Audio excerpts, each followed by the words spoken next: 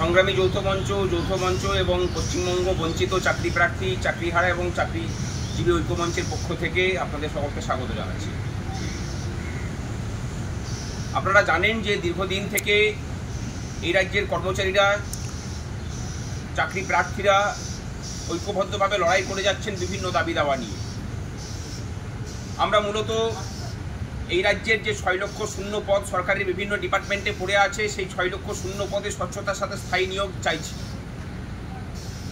স্বচ্ছ এবং স্থায়ী নিয়োগের বিষয়টা এই রাজ্যে বর্তমানে অন্য গ্রহের শব্দ হয়ে গেছে। আমরা চাই যে এই রাজ্যের ছেলে মেয়েদের সামনে স্বচ্ছ এবং স্থায়ী নিয়োগের দরজাটা খুলুক। এই নিয়ে আমাদের নিরন্তর লড়াই চলছে। আমাদের লড়াই চলছে এই রাজ্যের সদ্য চাকরিহারা যোগ্য শিক্ষক এবং শিক্ষাকর্মীদের জন্য যে প্যানেল 2016 সালে প্রকাশিত হয়েছিল, সেই প্যানেলকে পুনর্বহাল করতে হবে। যোগ্যদের নির্ভুল তালিকা এবং সমস্ত পরীক্ষার্থী যারা পরীক্ষা দিয়েছিলেন তাদের ওএমআর প্রকাশের মধ্যে দিয়ে আমাদের দাবি সুপ্রিম কোর্টের রায় মেনে অবিলম্বে 25% বকেয়া সহ বর্তমান রোপার যে 37% বকেয়া মহার্ঘ ভাতা আছে সেটা মিটিয়ে দিতে হবে। আমাদের দাবি যে সমস্ত অস্থায়ী কর্মচারী যারা, তাদেরকে স্থায়ীকরণের প্রক্রিয়া রাজ্য শুরু করুক এবং সরকারি দপ্তরগুলোতে নারী সুরক্ষা বারবার প্রশ্নচিহ্নের মুখে পড়ছে, সেটা আরজিকর হোক, সেটা ল কলেজ হোক, সাউথ ক্যালকাটা ল কলেজ হোক বা অন্যান্য জায়গাতে। এই দাবি দাওয়া নিয়ে আমরা লড়াই করছি। আমরা দেখেছি যে মহামান্য সুপ্রিম কোর্টকেও মান্যতা দেওয়ার মতো জায়গাতে এই সরকার নেই। বিভিন্ন ক্ষেত্রে সুপ্রিম কোর্ট, শুধুমাত্র ডিএর বলছি না, অন্যান্য ক্ষেত্রেও সুপ্রিম কোর্ট যে রায় দিচ্ছেন তাকে উল্লঙ্ঘন করার একটা প্রবণতা আমরা বারবার করে লক্ষ্য করছি। হাইকোর্টকে তো মান্যতা দেয়ই না এরা। এই জায়গায় থেকে আমরা মনে করছি যে সর্বশক্তি নিয়ে এই রাজ্যের সমস্ত মানুষ পথে নামুক। আগামী 28 তারিখ আমরা নবান্ন চলো ডাক দিয়েছি। জমায়েত স্থান হাওড়া স্টেশন বেলা 12টার সময়। সেখান থেকে নবান্ন অভিমুখে যাওয়া হবে এবং আমরা যেটা ঠিক করেছি, আমরা যেহেতু আইন মানা, আইনকে মান্যতা দেওয়া এবং সংবিধান মেনে চলা জনগণ, তাই পুলিশ যেখানে বাধা দেবে সেখানটাতেই শান্তিপূর্ণভাবে অবস্থান চলবে। এই রাজ্যের সমস্ত চাকরি প্রার্থী সহ চাকরিজীবী শিক্ষক শিক্ষিকা সহ সকলের কাছে আবেদন যে আপনারা মানসিক প্রস্তুতি নিয়ে আসুন, যে লাগাতার অবস্থান করতে হবে এবং যতক্ষণ না দাবি পূরণ হচ্ছে আমরা সেখান থেকে উঠছি না। তাতে প্রশাসন যদি যে অবস্থায় নিক, তার প্রতিরক্ষামূলক ব্যবস্থাই শুধু আমরা নেব, আমরা কোনো আক্রমণে যাব না। সমস্ত মঞ্চ, সমস্ত কিছু বিভেদ ভুলে আমরা সর্বশক্তি নিয়ে আগামী 28 তারিখ নামছি এবং আগামী 21 তারিখ অর্থাৎ পরশু দিন যেখানে ধর্মতলায় শহীদ দিবস পালন হবে, সেখানেই আমরা ডাক দিয়েছি এই মঞ্চে এই রাজ্যের মেধা এবং শ্রমের তর্পণ অনেক আগেই এই রাজ্য সরকার করে দিয়েছে। তাদের শহীদ দিবস উদযাপন হবে এই মঞ্চে। বহু চাকরি প্রার্থী বঞ্চনা সহ্য করতে না পেরে সুসাইড করেছেন, চাকরিহারারা সুসাইড করেছেন, বহু পেনশনার বকেয়া মহার্ঘ ভাতা না পেয়ে প্রাণত্যাগ করেছেন এবং আপামরভাবে যেটা যদি দেখা হয়, এই বাঙালির শ্রমকে সস্তা করা হয়েছে। তাই আমরা বলছি যে মেধা এবং শ্রমের যে আহুতি এই রাজ্যে দেওয়া হয়েছে, তারই শহীদ দিবস পালনটা হচ্ছে ওই শহীদ দিবসের প্রকৃত মর্মার্থ বর্তমান সময়ে দাঁড়িয়ে আমরা সেদিন পালন করব। এবং আমাদের এর আগের যেদিন কর্মসূচি ঘোষণা করেছিলাম, সেদিন তৃণমূলের পার্টির যিনি মুখপত্র কুণাল ঘোষ আমাদের হুমকি দিয়েছিলেন। আমরা আজকে এর প্রতিবাদে আমাদের নিরাপত্তা সুনিশ্চিত করার দাবি জানিয়ে লালবাজারে আমরা চিঠি দিয়েছি। সেই চিঠি আপনাদের কাছে তুলে দেওয়া হবে। আমরা বলছি যে একজন জেলখাটা আসামি, তিনি যখন সরকারি জায়গা থেকে পুলিশের প্রোটেকশন নিয়ে হুমকি দেন, তখন তার যে অপরাধ প্রবণতা সেটা প্রকাশ পায় এবং এই অপরাধ প্রবণতার মানুষ যে কোনো ধরনের পদক্ষেপ নিতে পারে।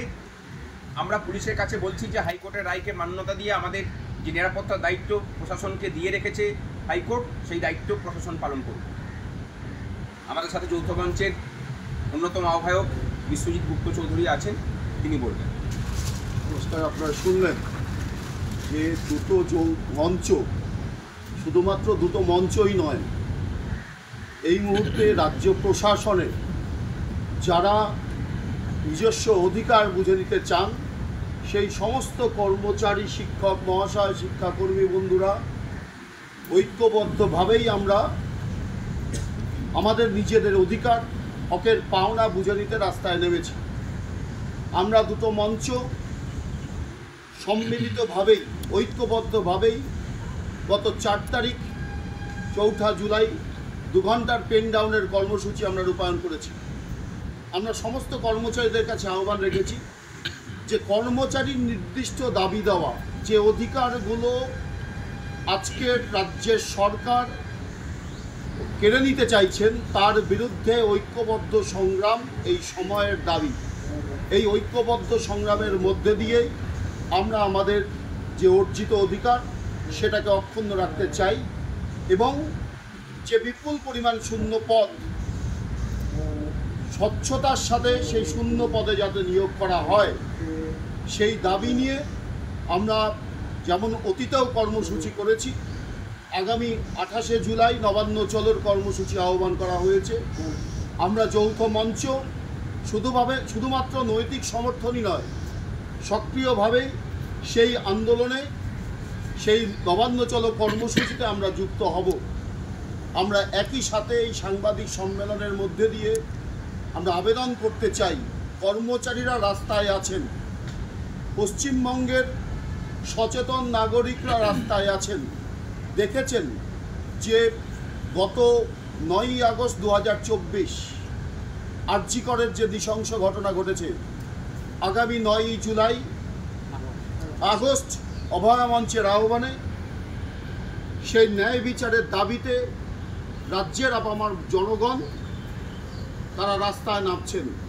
আমরা মনে করি নিশ্চয়ই আমাদের যে অর্থনৈতিক অধিকারগত দাবি দেওয়া লক্ষ্যে যে আন্দোলন করছি, তার পাশাপাশি সমাজে সুষ্ঠু মানুষের, জনগণের সুষ্ঠু ন্যায় প্রতিষ্ঠার স্বার্থেও সমাজের একজন নাগরিক হিসেবেও আমাদের সেই আন্দোলনে যুক্ত হওয়ার প্রয়োজন। ফলে 28শে জুলাই যেমন আমরা ঐক্যবদ্ধভাবে নবান্ন চলো কর্মসূচি করব, আমাদের লড়াইয়ের মধ্যে দিয়েই আমাদের হকের পাওনা আমরা বুঝে নিতে চাই, তেমনি একইভাবে এই 9ই আগস্ট ঐক্যবদ্ধভাবে রাস্তায় নেমে যে নৃশংস ঘটনা ঘটেছে শুধুমাত্র আরজি করের মধ্যেই সীমাবদ্ধ নয়। তারপরে দেখেছেন বিভিন্ন কলেজগুলোর অভ্যন্তরে একদম শাসক দলের মদতপুষ্ট কিছু সমাজবিরোধী যে কীর্তিগুলো করে চলেছেন, তার বিরুদ্ধে, তার প্রতিকারের দাবিতেও আগামী 9ই আগস্ট আমরা রাস্তাতেই থাকব। কর্মচারী সমাজ যেমন, শিক্ষক মহাশয় যেমন, শিক্ষাকর্মীরা যেমন রাস্তায় থাকছেন, একই সাথে যারা পশ্চিমবঙ্গের জনপ্রতিনিধি আছেন তাদের কাছেও আমরা এই আহ্বান রাখতে চাই যে কর্মচারীদের এই প্রতিবাদী কণ্ঠ বিধানসভার অভ্যন্তরেও যাতে সেটা সুনির্দিষ্টভাবে উল্লেখিত হয়। আজকে কর্মচারীর অধিকার আক্রান্ত মানে শুধুমাত্র যারা কর্মরত আছেন তারা নন, ভবিষ্যৎ প্রজন্মের তাকে অন্ধকারে নিয়ে যাওয়া হচ্ছে।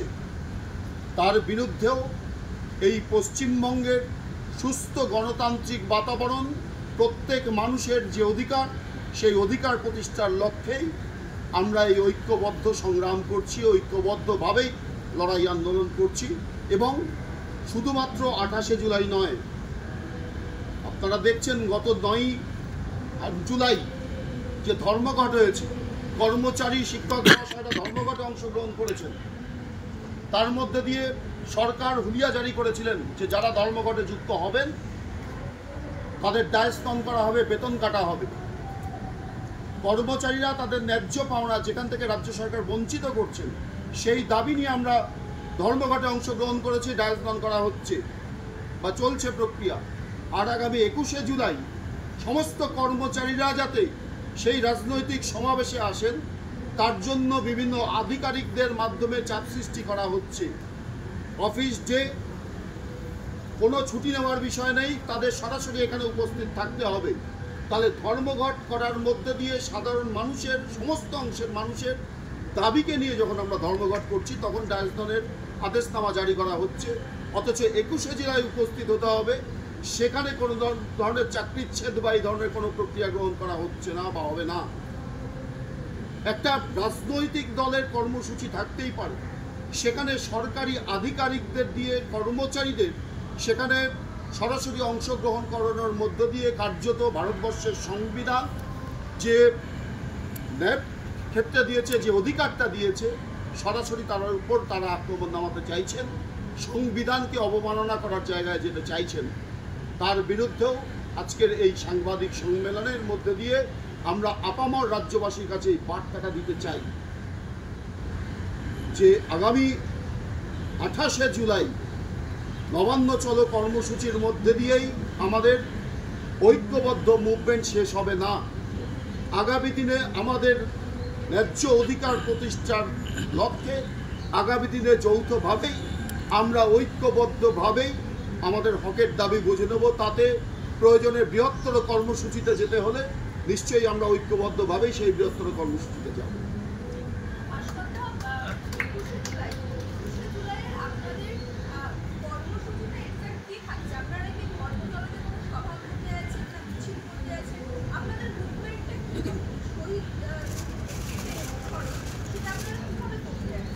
না, আমাদের যা কিছু হবে সেটা শহীদ মিনার কেন্দ্রিকই হবে এবং এই মঞ্চ কেন্দ্রিকই হবে। সেখানে 10টা থেকে আমাদের শুরু হবে এবং সেটা বিকাল 4টে পর্যন্ত চলবে। আমরা বিভিন্নভাবে দেখানোর চেষ্টা করব যে কীভাবে এই রাজ্যের মেধাকে, এই রাজ্যের শ্রমকে, মানে এই সরকার প্রাতিষ্ঠানিক দুর্নীতি দিয়ে হত্যা করেছে। আমাদের রাজ্যবাসীর কাছে সেদিন তুলে ধরার একটা প্রচেষ্টা আমরা করব যে যদি প্রকৃত শহীদ দিবস পালন করতে হয় গোটা রাজ্য জুড়ে, তাহলে এই বাংলার মেধা এবং শ্রমের শহীদ দিবসই পালন করা উচিত এই জাতির। না হলে এই জাতির অস্তিত্ব আজকে বিপন্ন, জাতি বাঁচবে না। হ্যাঁ, এখানেই সভা হবে এবং বিভিন্ন ধরনের থাকবে, অ্যাক্টিভিটি থাকবে, তার মাধ্যমে তুলে ধরা হবে, চেষ্টা হবে। সেই জন্য কি আপনাদের পুলিশ পারমিশন দিয়েছে? কারণ 21শে জুলাই একটা বড় সমাবেশ যেখানে আছে, সেই জন্য কি পুলিশ কি আপনাদের পারমিশন দিয়েছে? আমরা এখানে পুলিশের পারমিশন নিয়ে বসে নেই, হাইকোর্টের পারমিশন নিয়ে বসে আছি এবং সেখানে সেই অনুমতির জন্য আমাদেরকে ইনফর্ম করা হয়েছে। আর নতুন করে কোনো কিছু ইনফরমেশনের কোনো প্রয়োজন নেই। সুতরাং পুলিশ যদি বাধা দিতে আসে তাহলে ওই রবীন্দ্রনাথের কথা ধার করে বলি, ঠাকুরের মানে বিশ্বকবির কথা ধার করে বলি যে বাধা দিলে বাঁধবে লড়াই।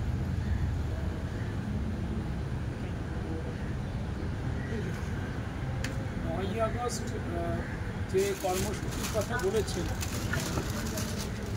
9ই আগস্ট যে কর্মসূচির কথা হয়েছে, অভয়া মঞ্চের শরিক যেহেতু আমরা জনচেতনা মঞ্চ, এই 9ই আগস্টের কর্মসূচি বিকেলবেলায় কালীঘাট চলে। বিকেল 4টের সময় হাজরা মোড়ে জমায় অভয়া মঞ্চের উদ্যোগে। সেখানে আমাদের যৌথ মঞ্চ, জনচেতনা মঞ্চ সেখানে সামিল হবেন। আমরা ওই দিন আসল বিচার চাইতে কালীঘাটের উদ্দেশ্যেই যাব। আর সীমাহীন বঞ্চনার প্রতিবাদে ধারাবাহিক লড়াই আমাদের দুই মঞ্চের একসঙ্গেই চলছে 2023 সাল থেকে, ছেদ পড়েনি। আগামী দিনেও এই বঞ্চনার বিরুদ্ধে অনেক লড়াই আমরা একসঙ্গে করতে পারব, একভাবেই করব। ধন্যবাদ সবাইকে।